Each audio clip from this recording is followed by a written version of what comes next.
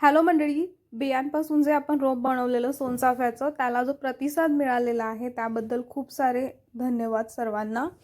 तर त्या व्हिडिओला जे काही मला कमेंट्स आलेले आहेत त्यांना मी उत्तर देण्याचा प्रयत्न या व्हिडिओमध्ये केलेला आहे। सर्व प्रश्न मी कव्हर केलेले आहेत। तर बिया अंकुरित करून जे रोप असं बनतं आपलं, तर ते असं छान 2 वर्षांनी सुंदर असं ते डेव्हलप झालेलं आहे। तर याला फुलं येण्यासाठी वेळ हा लागतो, साधारण याला 4 ते 5 वर्ष लागतात। तुम्हाला जर प्लांटला लवकर फ्लावरिंग हवं असेल तर फूल येणारी जी फांदी असते त्या फांदीने याला असं ग्राफ्ट करून घ्यावं लागतं। तर तुम्हाला नर्सरीजमध्ये असे ग्राफ्टेड प्लांट्स मिळून जातील।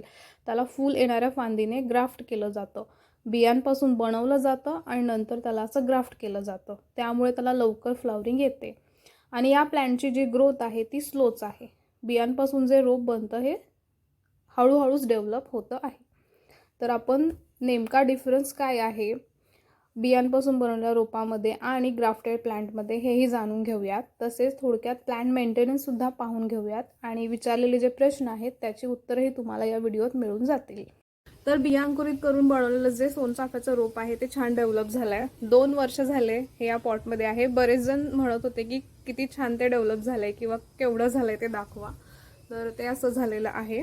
खूप छोटंसं होतं ते, पण आज ते उत्तम डेव्हलप झालेलं आहे। त्याची स्टेम पाहू शकता, स्ट्रॉंग झाली आहे, जवळपास ती कलम करू शकते मी अशी झालेली आहे। तर तुम्हाला नर्सरीजमध्ये असे ग्राफ्टिंग केलेले म्हणजेच कलम केलेले प्लांट्स मिळतात। त्याला ग्राफ्टिंग केल्यामुळेच फ्लावरिंग वगैरे जी आहे ती लवकर येण्यास सुरुवात होते।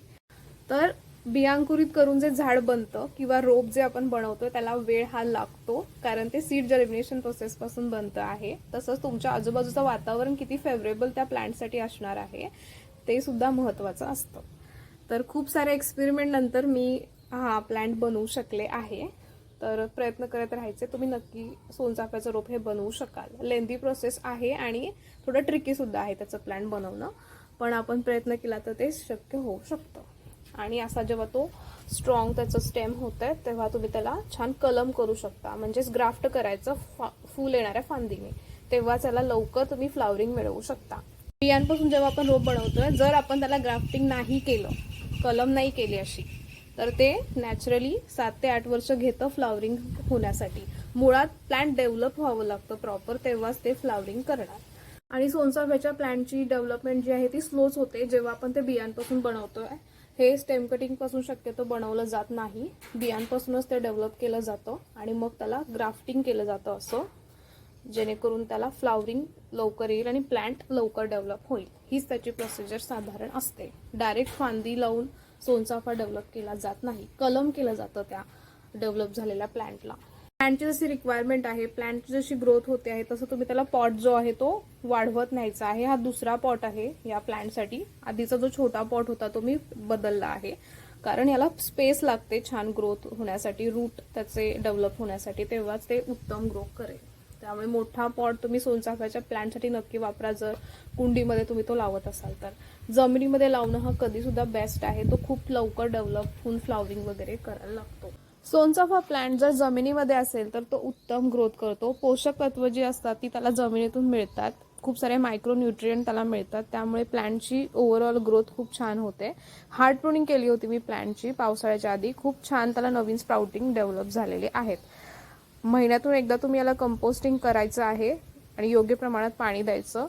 सोनचाफा हा एक फ्लावरिंग प्लांट असल्यामुळे जेव्हा आपण त्याच्यासाठी मातीचं मिश्रण बनवतोय तर ते उत्तम असणं महत्त्वाचं आहे। सोनचाफ्याचं झाड कुंडीत लावण्यासाठी बागकामाची माती वापरायची आहे, थोडीशी रेती आणि ऑर्गॅनिक कंपोस्ट वापरायचं आहे। व्यवस्थित ते सर्व घटक मिक्स करून घ्यायचे आहेत। तुम्ही फंगीसाइड पावडर सुद्धा वापरू शकता मातीच्या मिश्रणात। तर कुंडी घ्यायची, त्याचं ड्रेनेज होल प्रॉपर बंद करून घ्यायचे। तुम्ही विटेचे तुकडे सुद्धा वापरू शकता बेसमेंटला। मातीचं मिश्रण छान भरून घ्यायचं, रूट डिस्टर्ब न करता प्लांट ठेवायचा त्यात छान, आणि मातीचं मिश्रण सभोवती भरून द्यायचं आहे। तसेच एप्सम सॉल्टचं पाणी द्यायचं रिपोर्टिंग करून झाल्यानंतर, रूट शॉक लागत नाही, प्लांट छान सर्व्हाइव्ह करतं। नेहमी तुम्ही रिपोर्टिंग केल्यानंतर ही ट्रिक वापरत जा। सोनचाफ्याचं जे प्लांट आहे ते जर कलमी असेल तर त्याची जी कलम केलेली बाजू असते ती डिस्प्ले व्हायला हवी, ती त्या मातीच्या मिश्रणाच्या वर दिसायला हवी, ती जमिनीच्या आत किंवा त्या मातीच्या मिश्रणाच्या आत दाबायची नाहीये। सोनचाफ्याला छान फुलं जेव्हा येऊन जातात तर ते फुलांचं जे असं अंश किंवा अंकुर जे राहिलेले आहेत त्याच्यापासून त्याला असे सीड पॉट्स डेव्हलप होण्यास नॅचरली सुरुवात होते झाडाला. तर बरेच जण बियांसाठी सुद्धा विचारत होते. तुम्ही तुमच्या जर झाडालाच असे फुलं येऊन गेल्यानंतर ते रिमूव्ह नाही करायचं, तसंच झाडाला ठेवायचं.